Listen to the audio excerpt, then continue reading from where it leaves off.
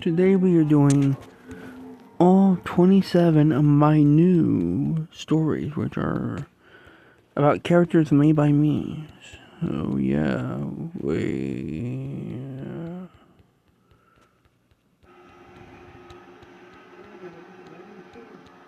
and don't worry, at the end I will have a thing that tells the timeline order of events for this part of my universe. Tonight we're investigating the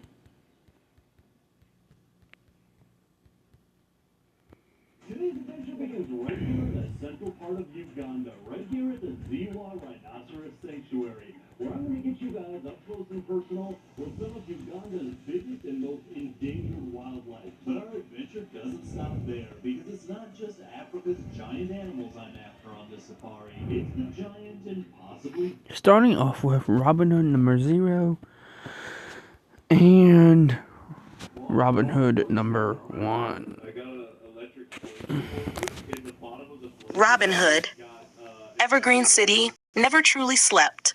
Neon signs buzzed against brick storefronts, and rain clung to the windows of a small family-owned corner shop tucked between taller steel buildings.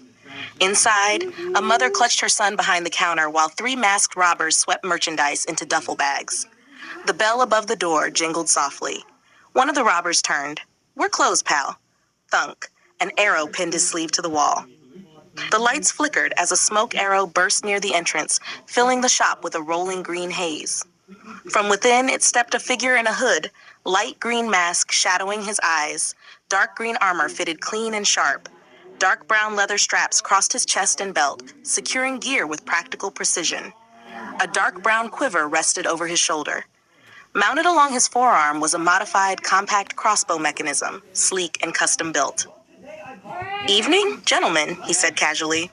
"You know this is a family business, right?" Shop small. Rob, smaller?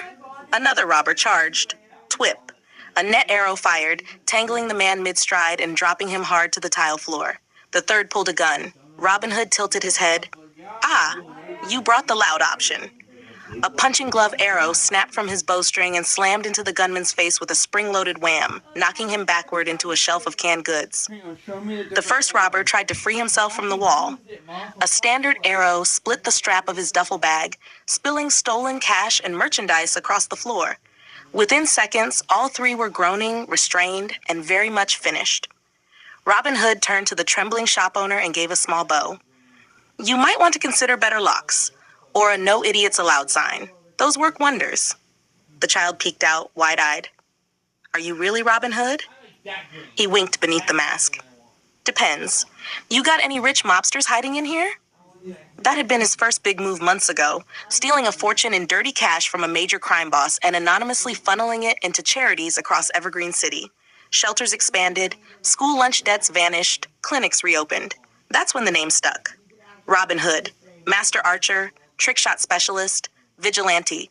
A siren wailed in the distance. "Show's over," he muttered. He fired a grappling arrow through the shattered upper window. The cable tightened, and with a smooth motion, he ascended the brick wall, boots planting against stone before he vaulted onto the rooftop above. Below, Evergreen police cruisers screeched to a stop. Officers poured inside, cuffing the groaning robbers. From his rooftop perch, hidden in shadow, Robin Hood watched. One officer shook his head. "This guy's gonna get someone killed one day." "Yeah," another replied. "Doesn't matter if he's hitting bad guys. He's not the law." Robin Hood leaned against a chimney, arms crossed, listening. "Guy thinks he's some fairy tale hero," the first officer added. He smirked under the hood. "Fairy tale?" he whispered to himself. "Please, I upgraded the branding." The police never looked up. They didn't see the faint shift of green against the night sky, didn't notice the silent silhouette perched above them, didn't know he heard every word. As the cruisers pulled away with their prisoners, Robin Hood stepped back from the ledge and glanced across the skyline of Evergreen City. Crime still ruled too many streets. Too many powerful men slept comfortably behind locked gates. He pulled an arrow from his quiver, twirling it between his fingers. "Don't worry," he murmured to the city lights. "I only robbed the worst." He fired the grappling line once more and vanished across the rooftops. To be continued. Or if the school got it from the movie. Now we get Robin Hood number 1, and next will be Night Wolf number 0. Okay, the number zeros are like basically introductions for the heroes, but that number 0 could have continuations, so yeah. About the last 50 years.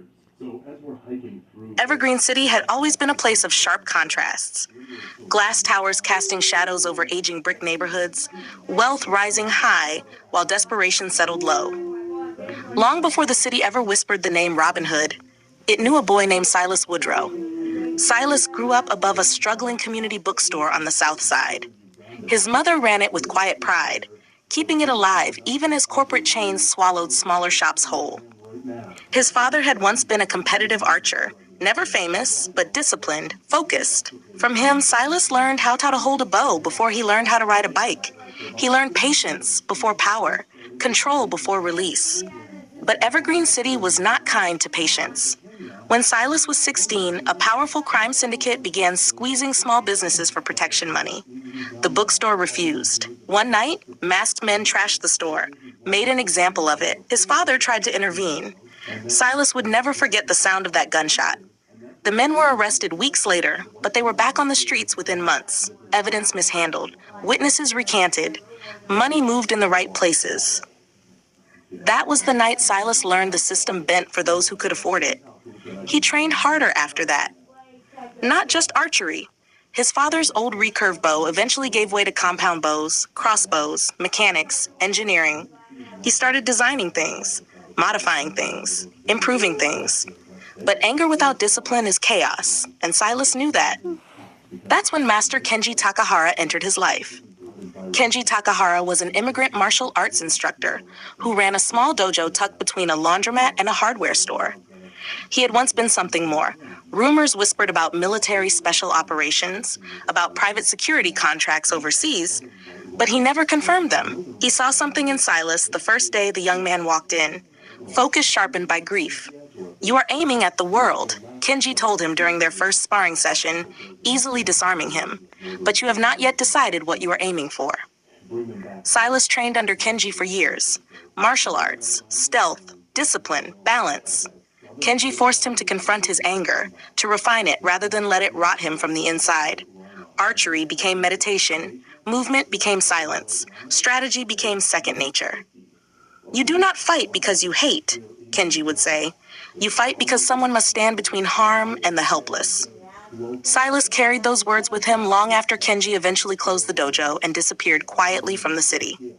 Years later, Evergreen had a new rumor. A crime boss's offshore accounts were drained in a single night. Millions vanished, then reappeared as anonymous donations to shelters, food banks, and youth programs across the city. Hospitals received new equipment. Eviction notices were paid off without explanation. The media called it cybercrime. The streets called it something else. Robin Hood. The name stuck when witnesses began reporting a hooded archer intervening in robberies, muggings, and gang deals. Light green mask beneath a hood. Dark green armor reinforced for movement.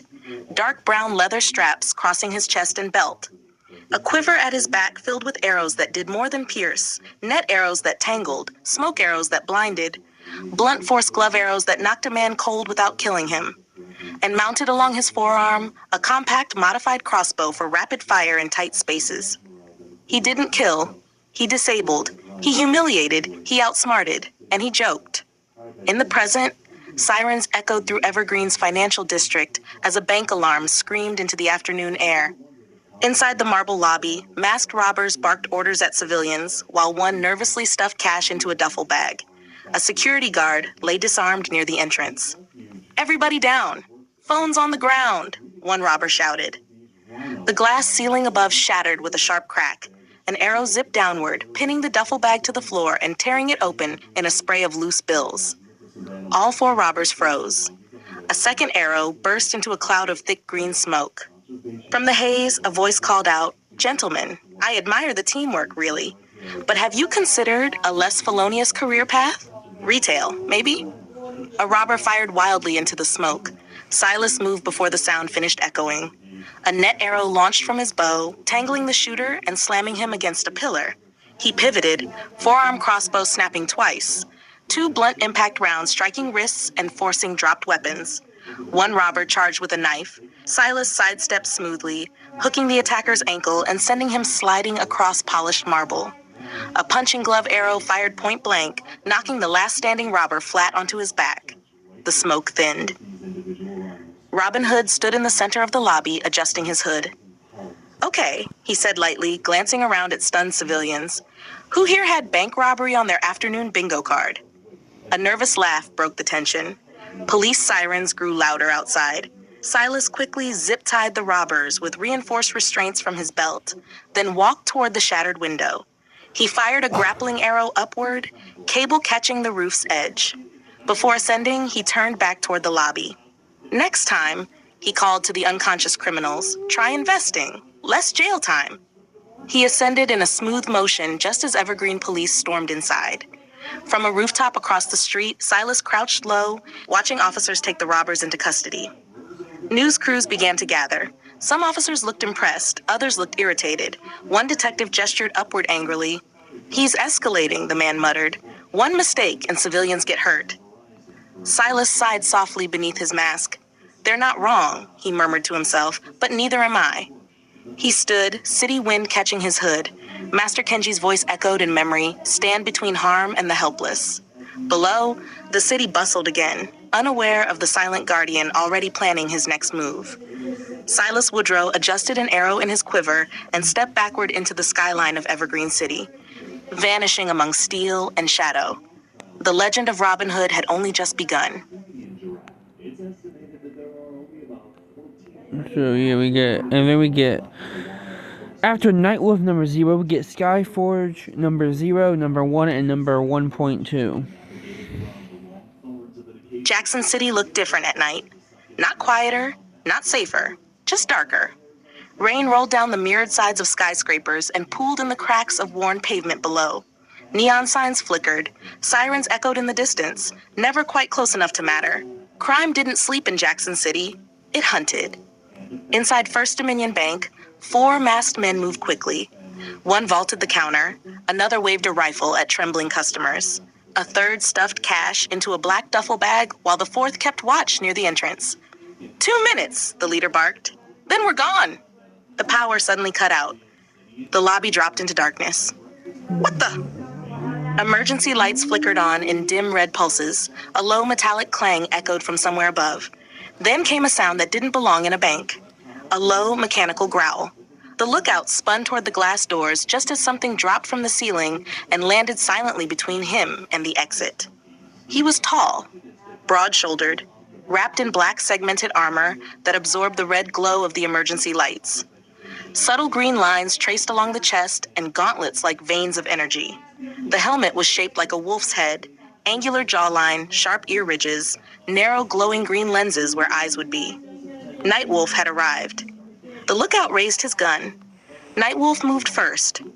A grappling cable fired from his gauntlet, wrapping around the rifle and yanking it from the robber's hands.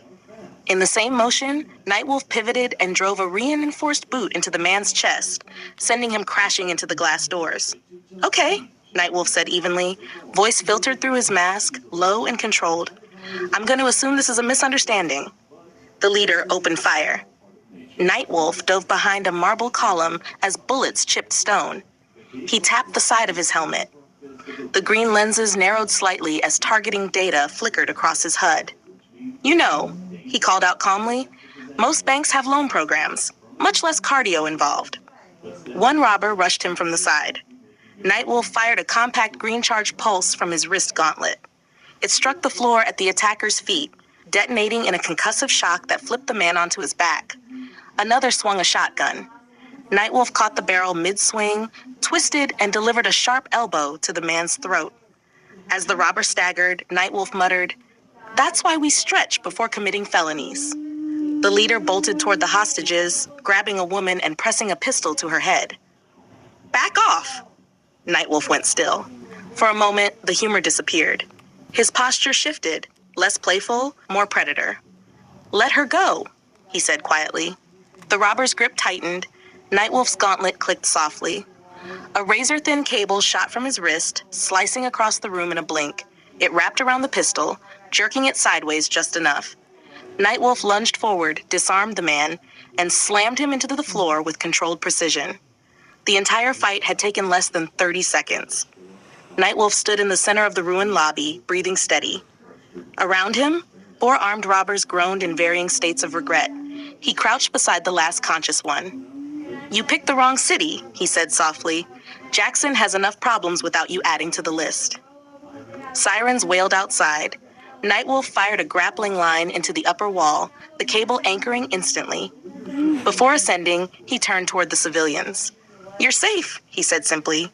Then, with a small tilt of his helmet, he added, "And next time, online banking."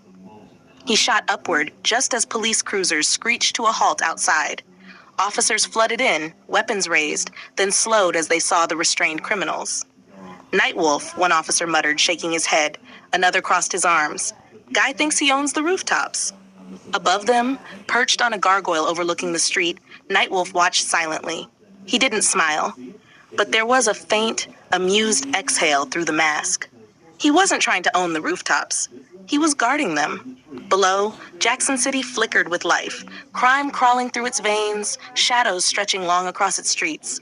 Nightwolf stepped backward into the darkness, green lenses fading as he disappeared into the skyline. Jackson City had its predator now, and tonight it hunted back, to be continued. You can see this one has a radio collar around its neck, telling us that this one is part of an ongoing study. But it's not just the cop this leopard is watching. A few male water bucks are just below it. And although they often move in same-sex groups, they are constantly battling for superiority in the group. And the alpha is almost constantly challenged by the younger males in the group.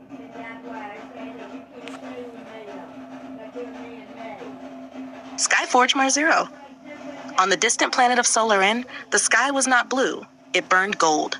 Cities of crystal and silver stretched beneath twin suns, their towers humming with energy drawn from the planet's radiant core. But that light was fading. Deep fractures split across Solarin's surface, veins of molten fire tearing continents apart. The planet was dying. Inside a luminous chamber overlooking the collapsing horizon, 2 figures stood over a small, star-shaped vessel. In their arms was a child, an infant with calm eyes and dark hair, indistinguishable from a human baby. "Calum Virex," his mother whispered, pressing her forehead to his. "You will live." His father placed a hand on the control pillar. "Earth's sun will nourish him. He will grow stronger than we ever could." The ground trembled violently. Structures in the distance crumbled into fire. There is no time.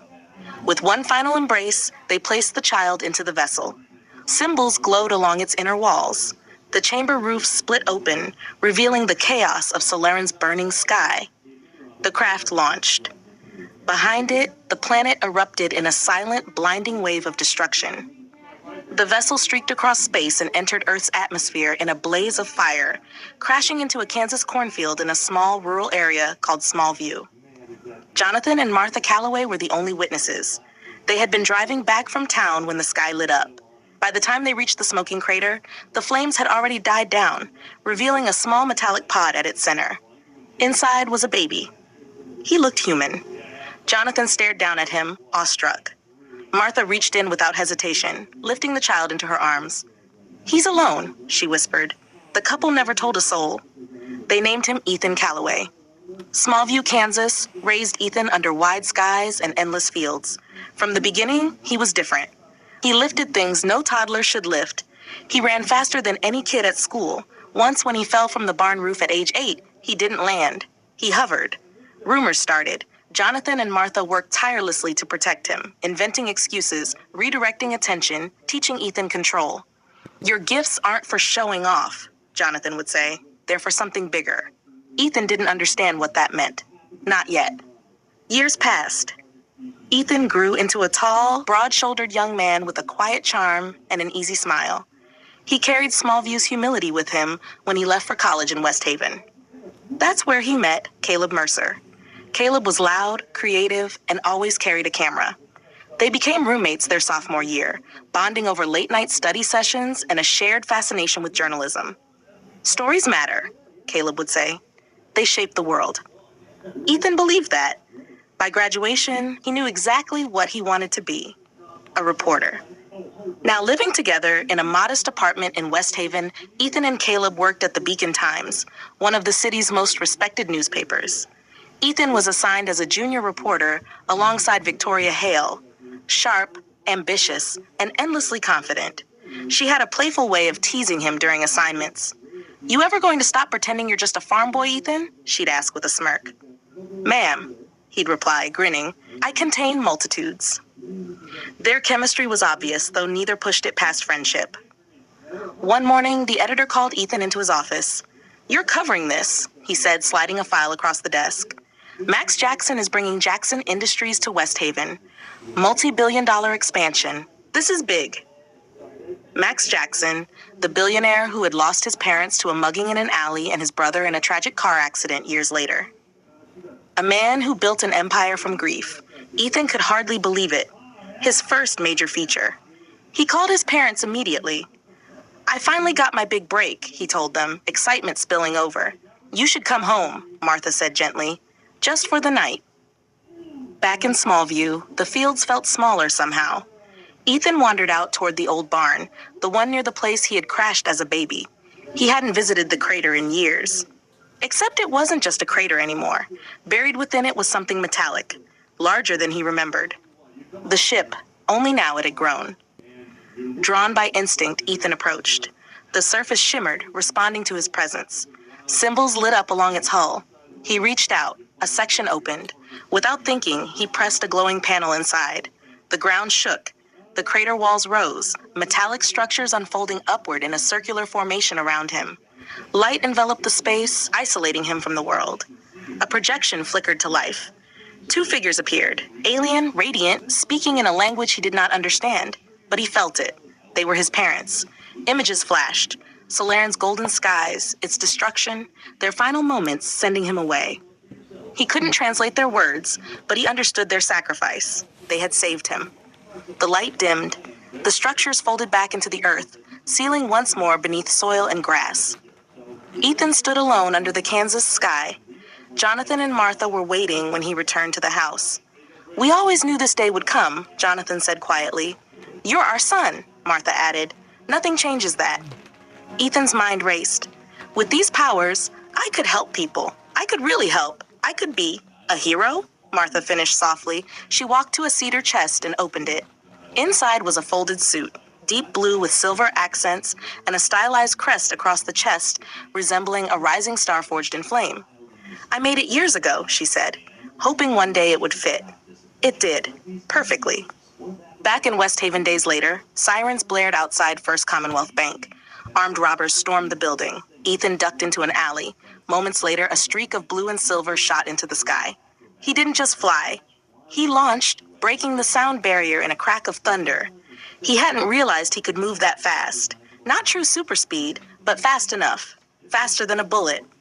Inside the bank, time seemed to slow as he intercepted gunfire mid-flight, bending the weapons effortlessly. He moved between hostages in blurs of motion, disarming criminals with controlled strength.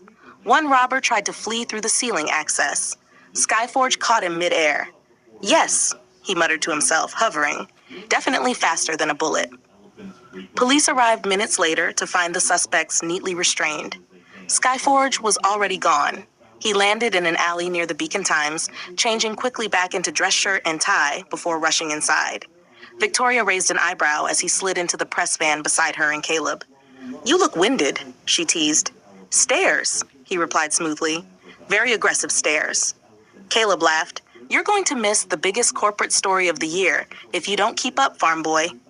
As they set up outside the Jackson Industries announcement site, Ethan glanced up at the skyline of West Haven.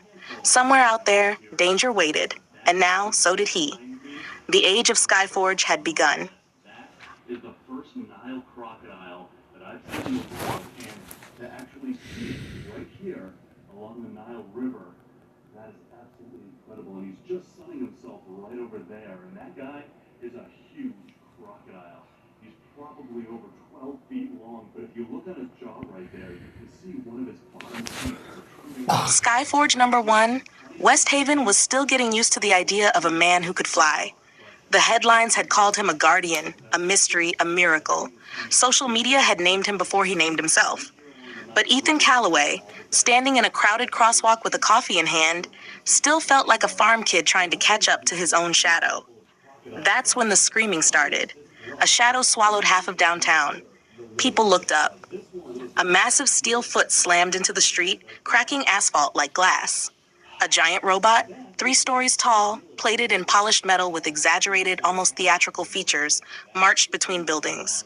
Its head resembled a smiling toy soldier's mask, only twisted into something monstrous. Red optic lenses scanned the streets as mechanical arms swung wildly, knocking vehicles aside. On its chest was a bright insignia, Playwright Industries. Ethan's heart dropped. "Not today," he muttered. He slipped into a narrow alley between a bakery and a laundromat, glancing around to ensure no one was watching. Old instincts from Smallview kicked in. Move quick, stay unseen. A blur of motion later, dress shirt and tie were gone, replaced by deep blue and silver. The crest of the rising star gleamed across his chest. Skyforge shot upward in a crack of displaced air. The robot fired a barrage of mini-missiles toward a fleeing bus. Skyforge intercepted mid-flight, catching the missiles in both hands before hurling them skyward, where they detonated harmlessly in the clouds. "Hey!" he shouted at the towering machine. "Compensating for something?" The robot's massive arm swung down. Skyforge caught it. The impact shook nearby windows, but he held firm, boots grinding into pavement as he absorbed the force. He strained. He was strong. Stronger than he'd realized. But this thing was built for destruction. The robot's other arm transformed into a rotating cannon. "Oh, that's excessive." Skyforge launched upward just as a blast tore through the street. He darted around the machine, moving fast, faster than sight could track. Not true speedster fast, but fast enough to blur. He ripped open a panel at the robot's back, exposing circuitry. Inside, he spotted a manufacturer's seal. Oliver Grimm, owner of Playwright, the city's beloved toy innovator. Skyforge narrowed his eyes. He punched through the core housing, disabling the robot in a burst of sparks. The giant machine staggered, then collapsed with a thunderous crash into an empty plaza. Sirens wailed in the distance. Skyforge hovered for a moment, staring at the Playwright insignia. "This wasn't an accident," he murmured. Then he rocketed toward the industrial district. Inside the Beacon Times newsroom, chaos erupted. "Where is Ethan?" Chief Editor Martin Halloway barked, pacing near the monitors displaying live footage of the robot attack. No one answered. Victoria Hale stood near her desk, already grabbing her press badge. Caleb Mercer slung his camera over his shoulder. "It's not like him," Victoria muttered. "He wouldn't just miss this." Halloway pointed at them. "Your lead on this, Victoria. Like old times. Caleb, get me shots of everything." Victoria nodded but hesitated. "You think he's hurt?" Caleb adjusted his lens. If Ethan's in danger, he'd call. She didn't look convinced. Meanwhile, Skyforge landed atop the sleek headquarters of Playwright Industries. The building looked whimsical. Bright colors, smiling mascots, banners advertising innovation and imagination. He slipped through a skylight and descended into a vast workshop filled with half-finished robotic toys. He moved quietly, scanning rooms until he reached a private office. Oliver Grimm stood inside, watching live news coverage of the robot's destruction. "Well," Grimm sighed, adjusting his tailored suit, "that was underwhelming." "You built it," Skyforge said from the doorway. Grimm turned calmly. "Ah," he smiled. "The flying one. You endangered thousands of people," Grimm waved dismissively. "Market disruption, viral publicity. The world loves spectacle." Skyforge stepped forward. "You don't seem surprised I'm here." Grimm chuckled. "You're not subtle." Hidden compartments in the walls opened, revealing smaller attack drones. Skyforge sighed. "You toy guys really lean into branding." The drones fired. He moved in a blur, shattering one against the wall, redirecting another into the ceiling, crushing a third midair. Within seconds, twisted metal littered the office floor. Grimm tried to activate a hidden control panel. Skyforge grabbed his wrist gently but firmly. "This is where we stop." Police sirens echoed outside. Moments later, officers stormed the building to find Oliver Grimm restrained in his own office, evidence of the robot's control schematics displayed clearly on his monitors. Skyforge stepped back as officers cuffed Grimm. "He confessed," Skyforge said simply. "Wait," Grimm protested. "This is branding." But no one listened. Skyforge shot upward through the skylight and disappeared. Minutes later, Ethan Calloway jogged into an alley several blocks away, landing softly before ducking behind a delivery truck. The suit folded away beneath his clothes in practiced efficiency. He adjusted his tie, took a breath, and jogged toward the press perimeter. Victoria spotted him immediately. "Ethan," she snapped. "Where were you?" He blinked innocently. "Traffic?" Caleb raised an eyebrow. "You missed a giant robot." "Seriously?" Ethan widened his eyes. "That's terrible timing." Victoria studied him for a moment, then shook her head. "You're lucky I didn't replace you permanently." They moved into position as cameras rolled. Victoria spoke confidently into the lens. Today marks the first confirmed supervillain incident in West Haven. Authorities have arrested Oliver Grimm, CEO of Playwright Industries, in connection with the giant robot attack earlier this afternoon. She glanced at Ethan briefly before continuing. Until now, the city's only suspected criminal mastermind was billionaire Victor Blackwood, owner of Blackwood Tech and Blackwood Corp., currently campaigning for president. Though many whisper about corruption, no evidence has ever tied him to wrongdoing. Ethan nodded subtly as Caleb snapped photos. The skyline behind them shimmered in the fading light. Victoria leaned closer to Ethan once the camera cut. "Seriously, you okay?" He smiled softly. "Yeah, I'm good." Above them, clouds drifted quietly over West Haven. The city had its first supervillain, and Skyforge was just getting started. To be continued. Absolutely gorgeous. He's from Coco Reptiles. I absolutely love anything from Ethan. We'll walk around the show a little bit later. I have a table with and it's really busy. I want to put an intro before I forget. But and show you the absolutely gorgeous California. Look at that. You got really excited. I'm really sure. Skyforge number 1.2 night settled heavily over West Haven. Rain traced silver lines down the windows of the Beacon Times building as Victoria Hale worked late at her desk, reviewing notes for a follow-up piece on Oliver Grimm. Caleb had already headed home to edit photos. Ethan had stepped out for coffee, claiming he needed air. Victoria rubbed her eyes. She didn't notice the black van idling across the street. Inside, 4 figures sat in silence. Their armor was matte black, tactical and seamless. Each wore a helmet fitted with a glowing red visor. On their chests, emblazoned in sharp crimson, was the image of a coiled dragon. One of them spoke through a filtered comm. "Target confirmed. Victoria Hale. Orders are termination."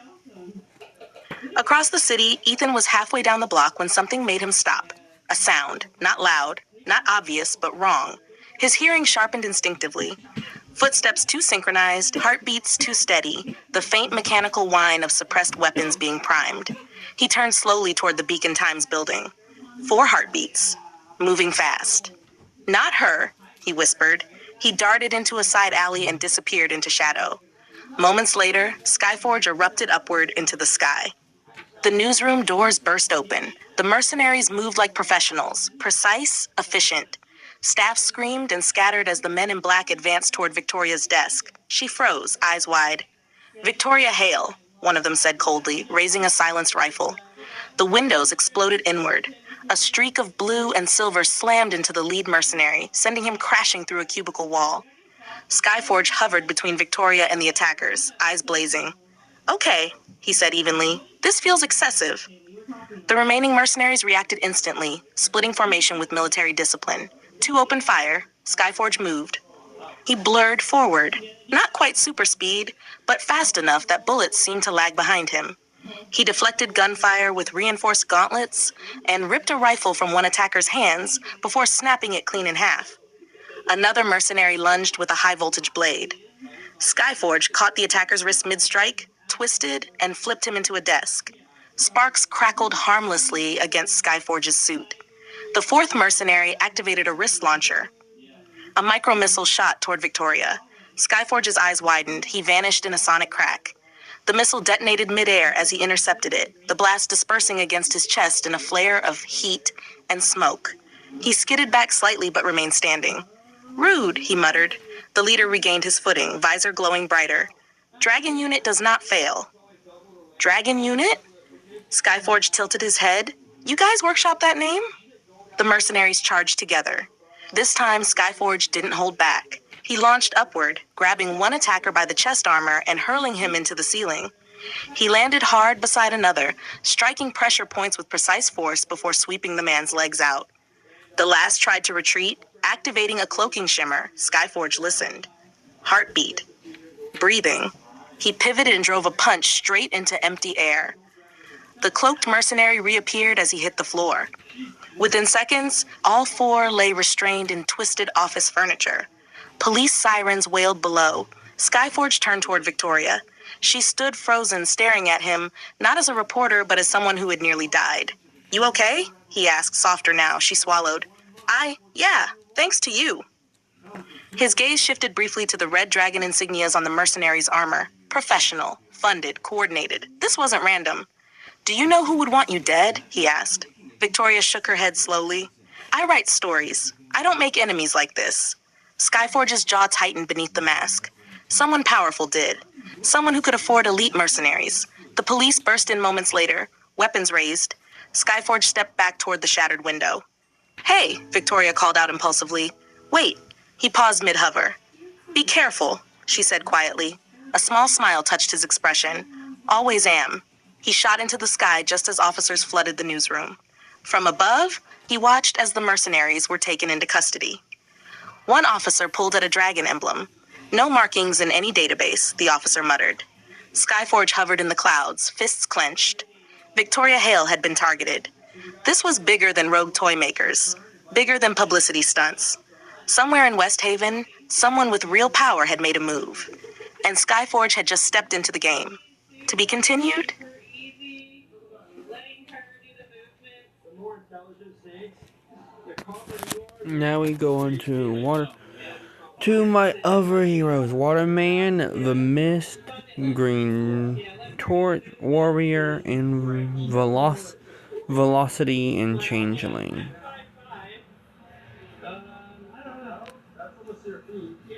Waterman, the ocean keeps its secrets.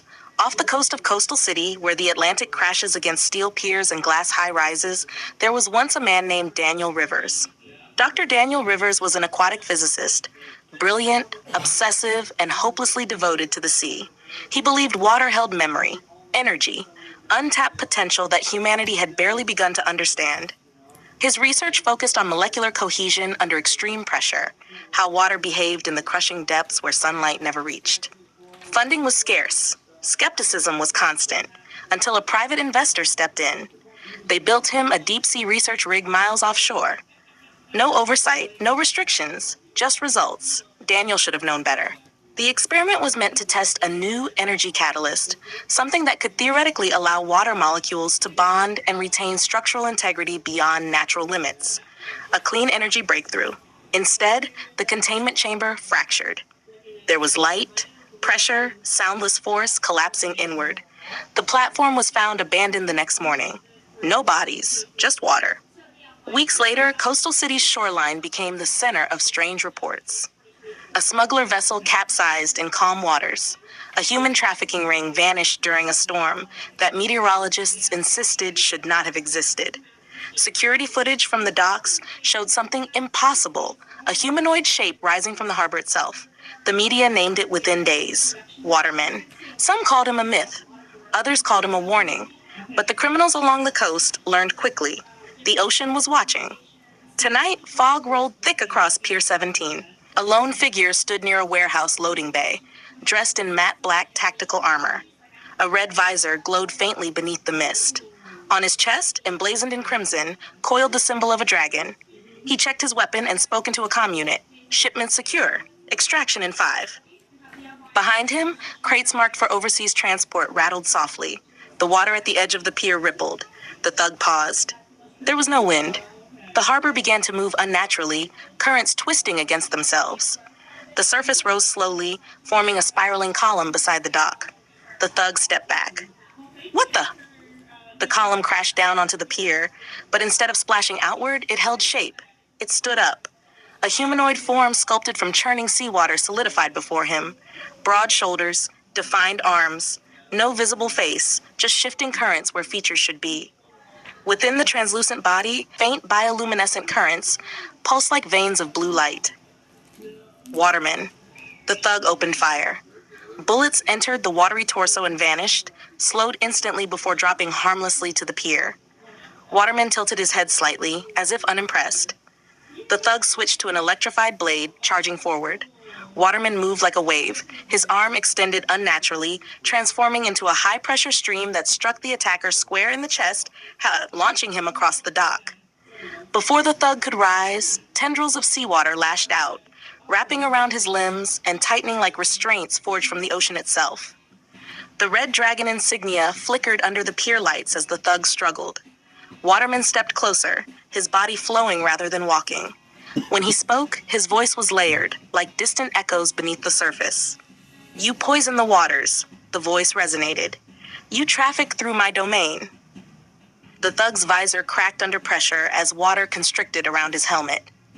I just take orders." Waterman's glowing currents brightened. So did the storm.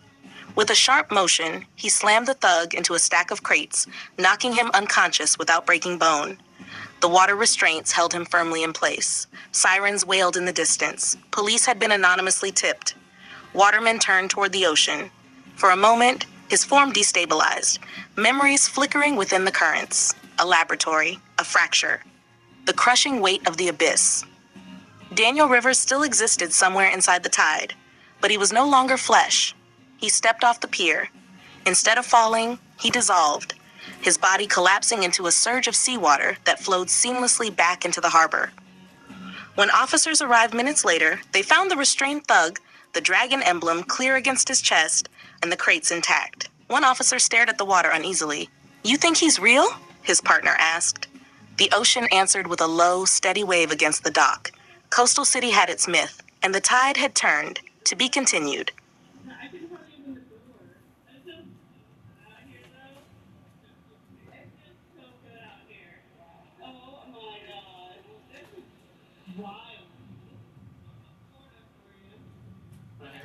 Golden Bear's been one. It's not that bad. Now, we're gonna- Alright, so I've changed shirts. I've got to. We're at Cluckson's backyard. Oh my gosh, dude. This is wild.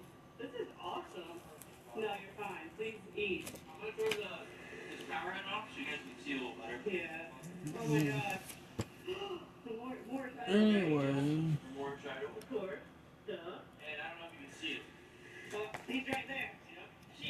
I'm See, sorry. see her. She is right there. Forgot to. Oh my gosh. Hoping to maybe see her out, but I don't know. Oh, you will. I'm gonna feed it. Oh, part. exclusive. Yeah, this is a really And cool, tight, cool thing that he built. Nice roof. the mist, number There's a 0. sunshade all around it. It's a really, really awesome little area. So you're planning on doing more stuff in here, but there's also 3 other fish in here, correct? Oh, yeah. So there's a Starry Rapid, Magnificent Space, the Rico Angel, George Idol, and our little stingray. The Mist number 0, West Haven had its towers. Coastal City had its tides. But in the industrial underbelly of Grey Ridge, the air itself had begun to feel different. It started with an accident no one could fully explain. Adrian Vale had been a junior chemical engineer at Heliox Laboratories, a rising tech research firm specializing in atmospheric manipulation, clean air initiatives, pollutant filtration, experimental vapor phase energy transfer. Adrian wasn't the lead scientist. He wasn't the visionary. He was the quiet one who stayed late recalibrating formulas others rushed through. The night it happened, he was alone in Lab Chamber 3. A prototype dispersal reactor was being tested, an advanced compound designed to bond with airborne particles and neutralize toxins on contact. The chamber pressure spiked. Containment alarms flared red. Adrian ran toward the console. The reaction destabilized. Glass ruptured. The compound aerosolized instantly. And Adrian was at the center of it. Security footage showed a dense gray vapor swallowing the chamber. When the fog cleared minutes later, the room was empty. No body. Just a thin mist clinging to the ceiling vents. Heliox Laboratories buried the report. But the streets didn't stay quiet for long. A month later, criminals across Grey Ridge began whispering about something new. Security cameras glitched in heavy fog. Drug shipments vanished when the air thickened unnaturally. Armed crews reported losing consciousness in clouds that appeared from nowhere. They called it a myth at first. Then they gave it a name, the Mist. Tonight, a bank in downtown Grey Ridge was mid-robbery. Customers lay face down on marble flooring. A single armed thug stood guard near the vault corridor. He wore matte black tactical gear, a glowing red visor covering his eyes. Across his chest, emblazoned in crimson, coiled a dragon insignia. "Move faster," he barked to someone deeper inside the vault. Outside, sirens were still distant. Inside, the temperature dropped slightly. The air shifted. The thug paused. A thin strand of gray vapor slipped through the ventilation grate above him. Then another. Then more. "What is that?" one hostage whispered. The vapor thickened, pooling along the ceiling before descending in twisting tendrils. Within seconds, the lobby filled with a low, rolling fog that swallowed sound and light. The thug activated thermal vision in his visor. "Targets obscured," the HUD read. A voice echoed through the haze, not loud, not close, just everywhere. "You picked the wrong air to breathe." The thug fired blindly. Gunshots vanished into the fog with dull pops, the bullets losing momentum as if striking something dense yet intangible. A silhouette formed in front of him, humanoid, but unstable. A figure composed entirely of swirling gray vapor, faint currents of pale light flickering within its shifting core. The Mist. The thug swung his rifle like a club. The weapon passed straight through. The mist surged forward. Cold engulfed the thug's helmet as vapor forced its way through the visor seams. He gasped as oxygen thinned, replaced by chemically altered air that made his muscles weak and his vision swim. "You hide behind masks?" The layered voice whispered around him. "You think that makes you untouchable?" The dragon emblem on his chest flickered as condensation froze across the armor. The mist condensed suddenly, solidifying just enough to deliver a sharp, focused strike of compressed air to the thug's sternum. He flew backward, slamming into a pillar and collapsing unconscious. The fog shifted again, gentler this time. It moved around the hostages, cool but breathable. Police sirens screamed closer. The mist began to dissipate, thinning toward the shattered skylight above. As officers stormed inside moments later, they found the dragon-marked thug restrained by hardened chemical residue that pinned him to the floor like industrial adhesive. No sign of the vault crew, no sign of who stopped them, just a faint haze drifting upward into the night sky. High above Grey Ridge, the mist reformed briefly atop a rooftop. A human outline flickered within it, features almost visible, almost Adrian Vale. His memories were fragmented, his body no longer flesh, no longer fixed. He wasn't solid, he wasn't gas. He was something in between. Below, the city pulsed with corruption, crime, and fear. The air shimmered faintly around him before dissolving into nothing. Grey Ridge didn't just have heroes on the streets anymore. Now it had one in the atmosphere. To be continued. And then everybody else gets to be fed. All right. 'Cause we just Now on to Green Torch number 0.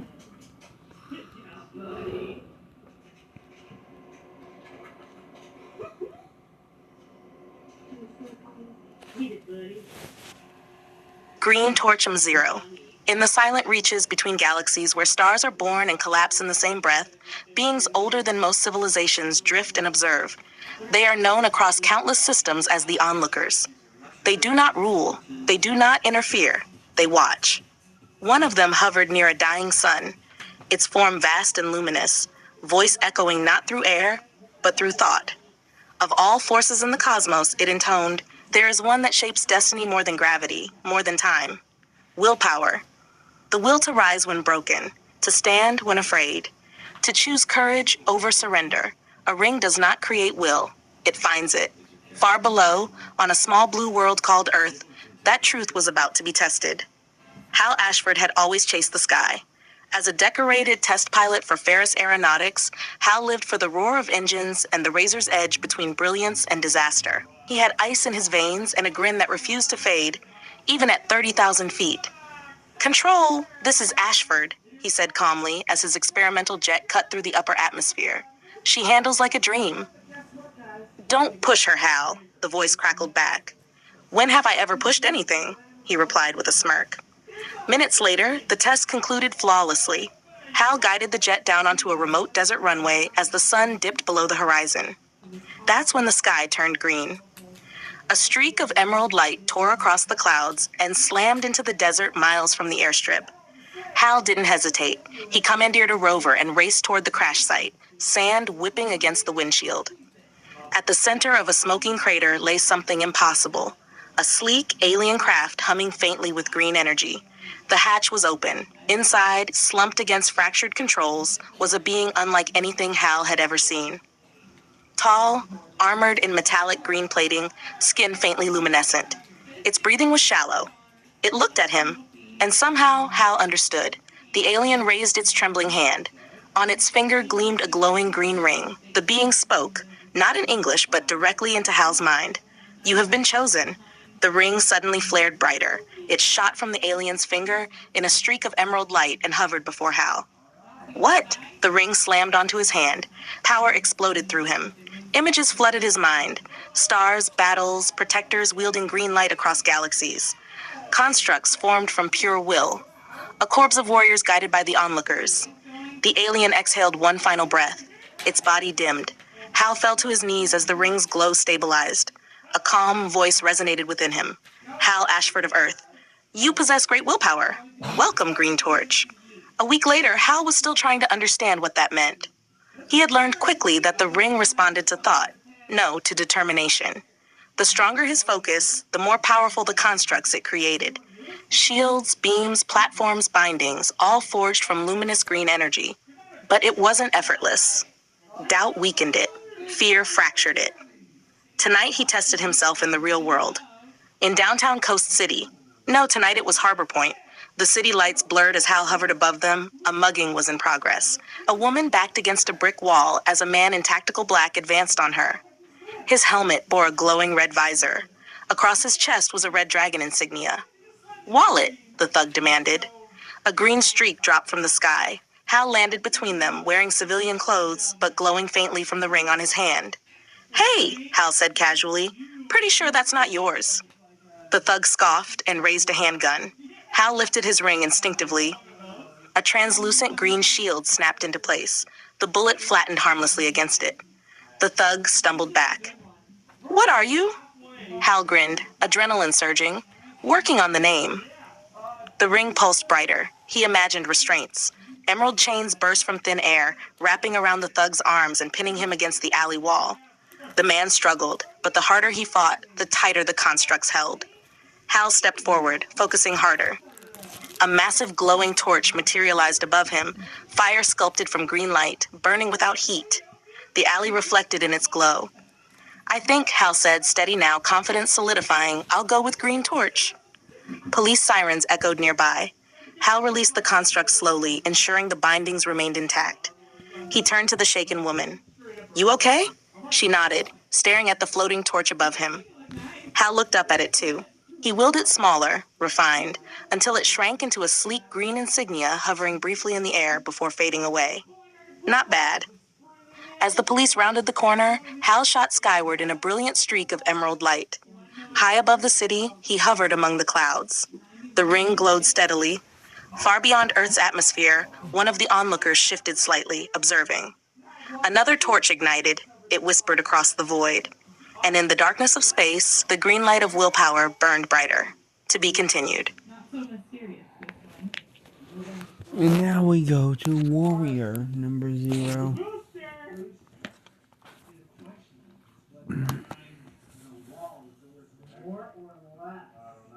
I don't even know what one of those is worth. I can't imagine it's very much. Probably like $50, $40. I'm not a gambling man, at least not right now. I will take. Warrior number 0. On an island hidden from the eyes of man where cliffs of white stone met endless blue sea, the Amazons thrived in strength, wisdom, and discipline. Themyscira, forged by the gods, guarded by warriors, untouched by time. Among them stood Queen Lysandra, older now, her once jet black hair streaked with silver, her armor marked by decades of battle. Though fierce, her heart carried one sorrow. She had no child. On the night of a crimson moon, Lysandra knelt upon sacred ground within the temple of Zeus. Before her lay a sculpted figure, crafted from the island's blessed clay. The form was that of a young woman, strong and resolute even in stillness. Lysandra pressed her forehead to the clay figure's brow. Great Zeus, she whispered, grant me a daughter who will be strong enough to protect this world and compassionate enough to save it. Thunder split the sky. A bolt of divine lightning struck the temple without burning it. The clay cracked, light poured from within, and the statue breathed. The young woman gasped as life surged through her veins. Her eyes opened, bright, fierce, and curious. A voice rumbled across the heavens. She is of clay, but carries my spark, daughter of Olympus. Lysandra embraced her. You are Elena, she said softly. Elena grew not as other Amazons did. She grew faster, stronger. When she trained with blade and shield, seasoned warriors struggled to match her. When she lifted stone pillars to test her strength, the ground trembled. Her instructors tested her in every discipline: combat, strategy, diplomacy. You fight like lightning, one general remarked. But lightning must be guided, Lysandra reminded her. Elena did not only train in war, she studied mankind, their history, their languages, their endless cycle of destruction. Then came the war that shook the world beyond their shores. World War II.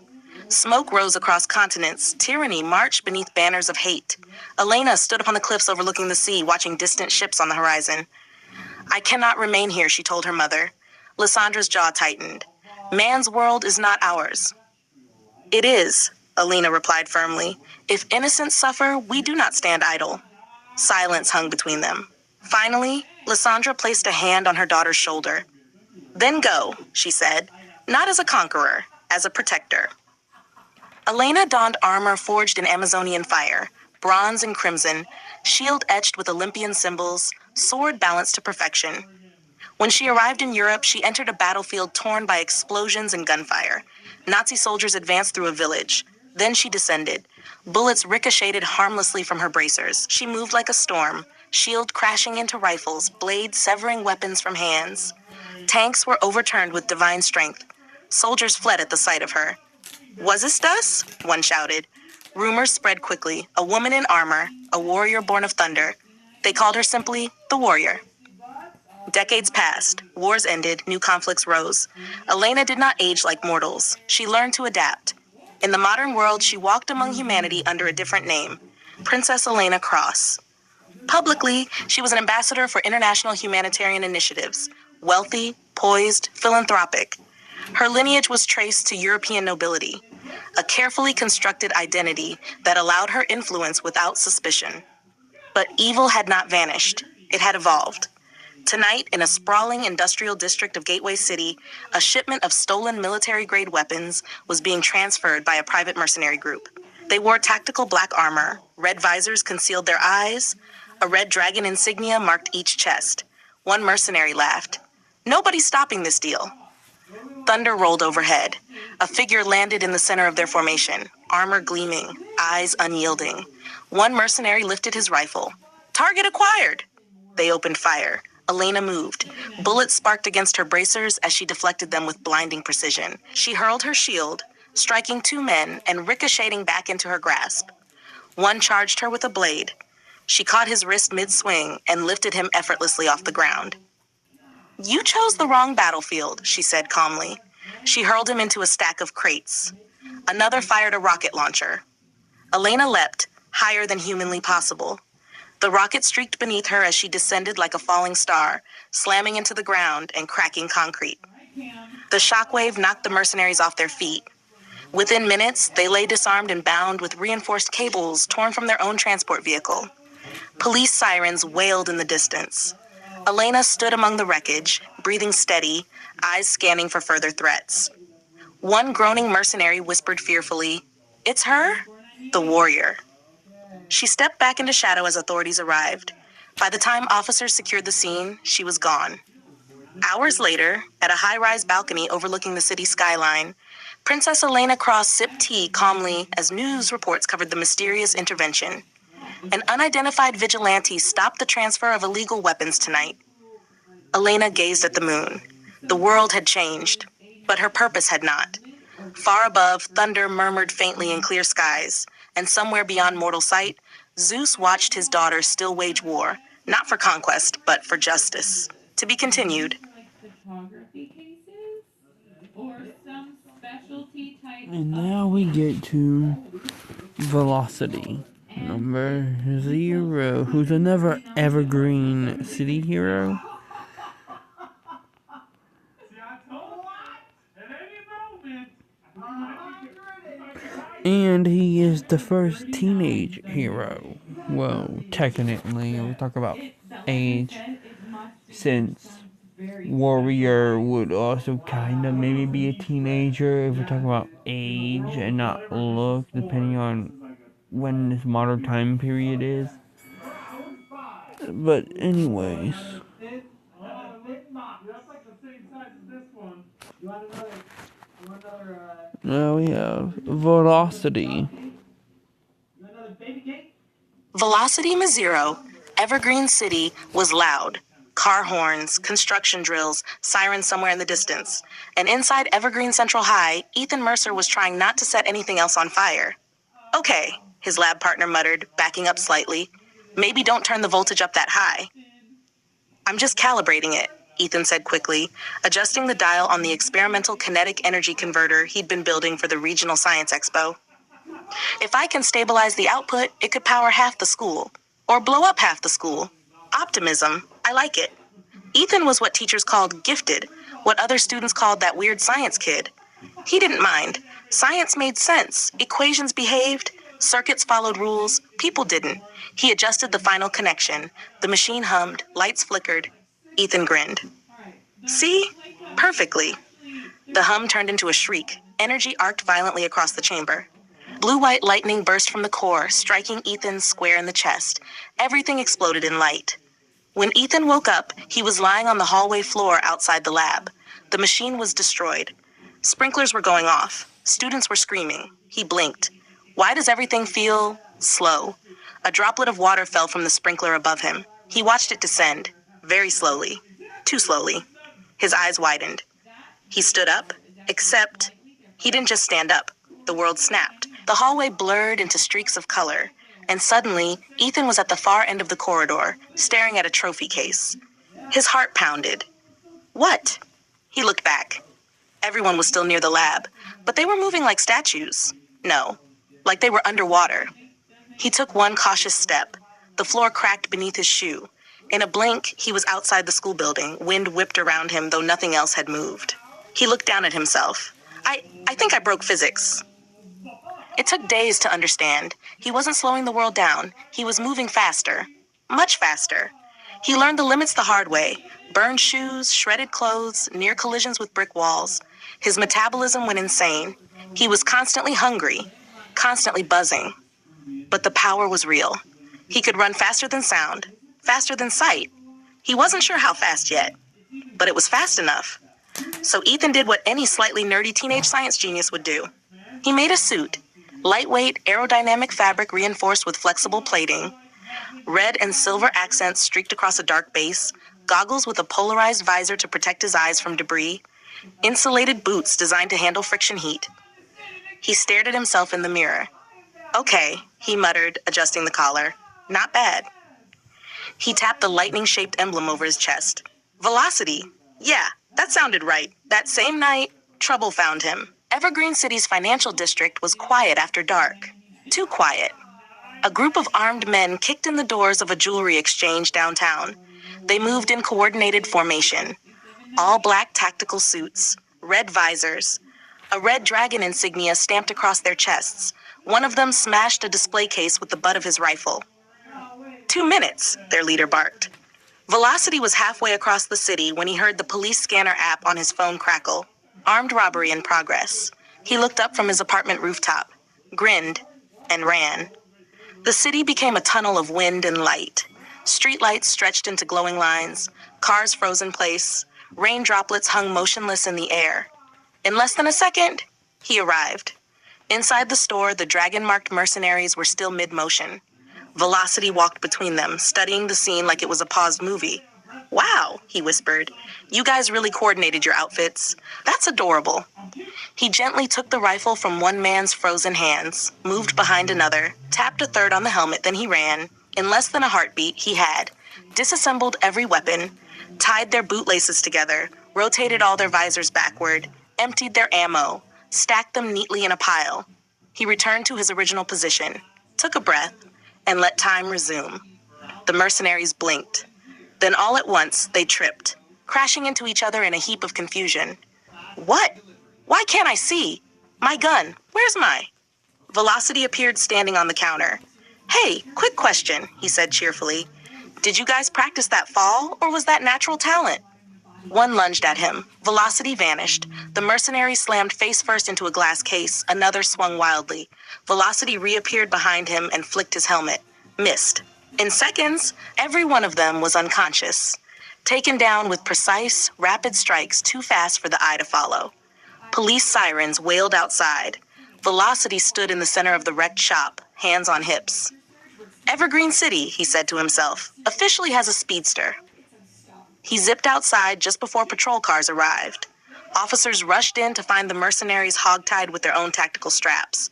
One officer stared at the Red Dragon emblem. Same group as the other incidents. Another looked around. Who did this? From a nearby rooftop, Velocity watched, wind brushing against his mask. He smiled. They'll figure it out eventually. Then he leaned forward and vanished into a streak of red lightning across Evergreen City. Some heroes brooded in shadows, some flew in the sky, but in Evergreen City, justice had just gotten very, very fast. To be continued. 88 pounds? Yeah, there's no way. Oh, it's radiating for 88 pounds. Damn, give me a pile of scrap metal. All right. Electric mobile sit-stand workstation, baby. Oh, yeah. So this one, $120. $121.59. Yeah! The price felt right. What about your booster seat? Cam, you sound a little bitter. I am bitter. I made the wrong decision. Velocity. Next, we have World's Greatest Number Zero, which is a crossover with Robin Hood and Velocity.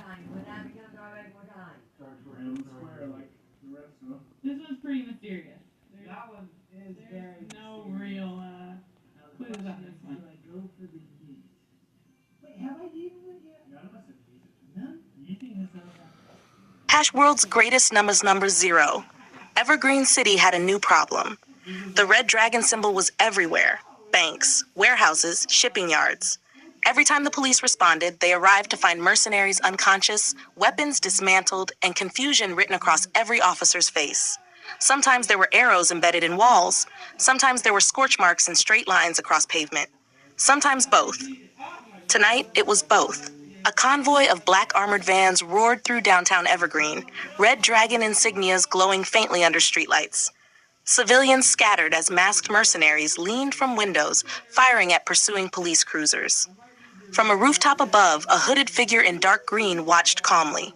Light green mask, dark hood, brown leather straps crossing his chest, a dark brown quiver resting against his back. Silas Woodrow, known to the city as Robin Hood, knocked an arrow.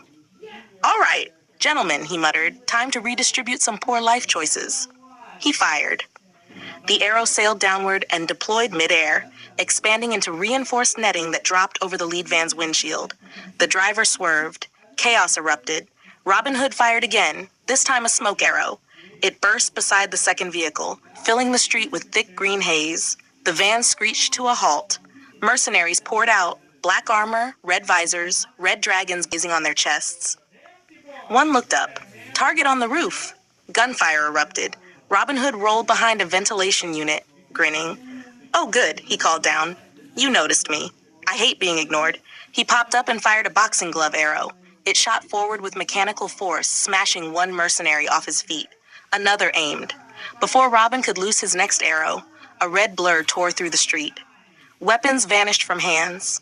Men flipped through the air. A shockwave of displaced wind knocked several mercenaries flat. Robin Hood blinked. What in?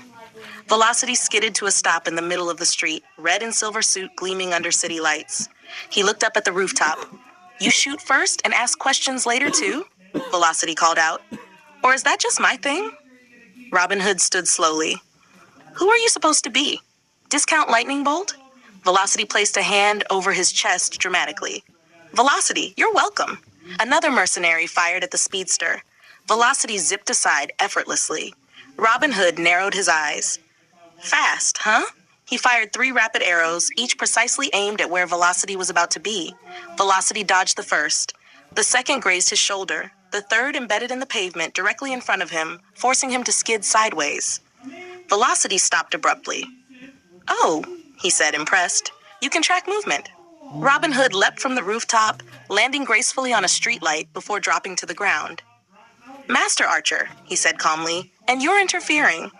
Velocity crossed his arms. "I was handling it." Robin Hood gestured to the still-standing mercenaries regrouping behind them. "Handling it?" One mercenary raised a rocket launcher.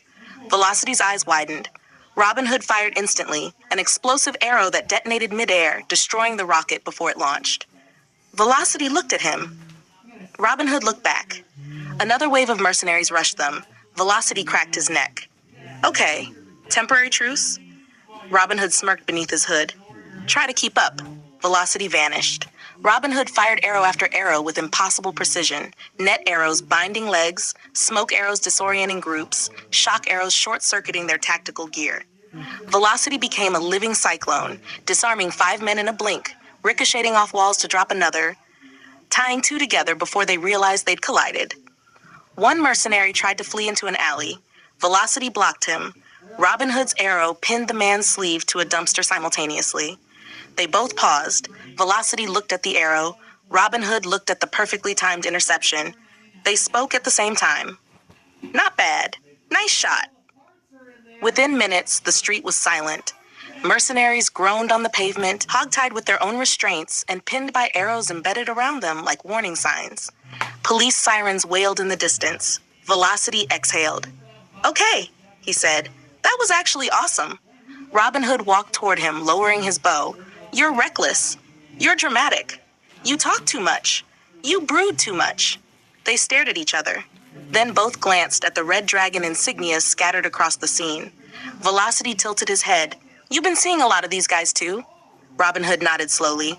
"They're organized, funded, and escalating." Velocity grinned. "So what are we thinking? Friendly rivalry or world's greatest team-up?" Robin Hood scoffed lightly.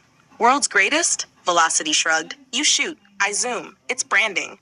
Police cruisers screeched around the corner. Robin Hood fired a grappling arrow upward. The line caught a rooftop ledge. Velocity stretched his legs. Robin Hood paused before ascending.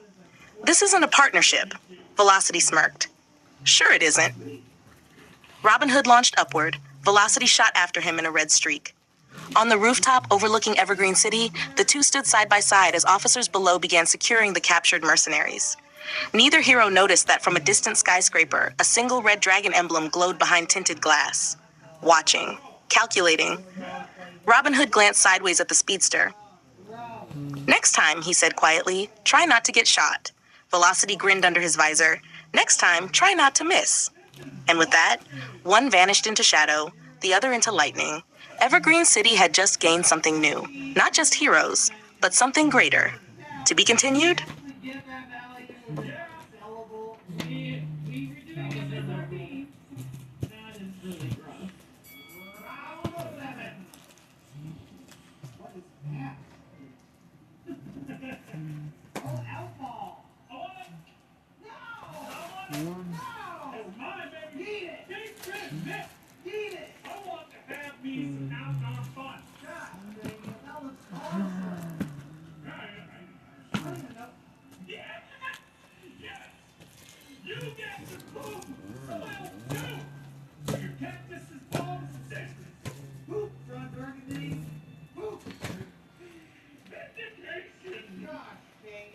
So your Miracle Grow is $30.87.